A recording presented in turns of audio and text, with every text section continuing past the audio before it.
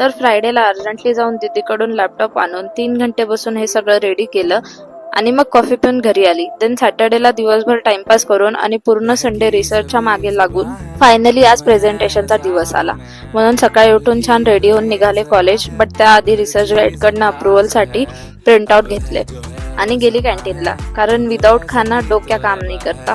आणि इकडे बिचारी 2 कप मध्ये स्ट्रगल करत होती. दिन भाई हॉस्टेलवर राहून घरगुती बायका झालं अशी सामानाची लिस्ट बनवून ठेवावं लागते संपलं की.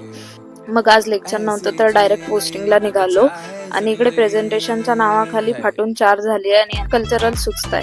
देन पोस्टिंग करून जेव्हा 12 वाजले एन्झायटी अशी पीकवर होती आणि on the other hand stroke day celebration चालू होतं. नंतर सगळं बोरिया बिस्तर घेऊन रिसर्च गाईड कडे गेली, अप्रुव्हल अँड सम चेंजेस केले आणि आता वाजलेले 2. याच्या नादात खायचं पण विसरलेली. बट नशिबाने फ्रेंड्स चांगले आहे सो केक खाऊन गेलो हॉस्पिटल. आणि मिनिमम 2 फ्रेंड्स तर असलेच पाहिजे, एक खाऊ घालायला आणि एक सामान सांभाळायला. ठीक आहे. देन इकडे येऊन कळालं की आधी पॅनल डिस्कशन होणार आहे on stroke, then presentation. So बसलो होतो ऐकत, तर तेवढ्यात कळालं की प्रेझेंटेशन पोस्टपोन झालंय. भाई इतनी खुशी. आय नो व्हिडिओ ब्लर आहे बट ठीक आहे, टेन्शन उद्यावर तर ट्रान्सफर झालं.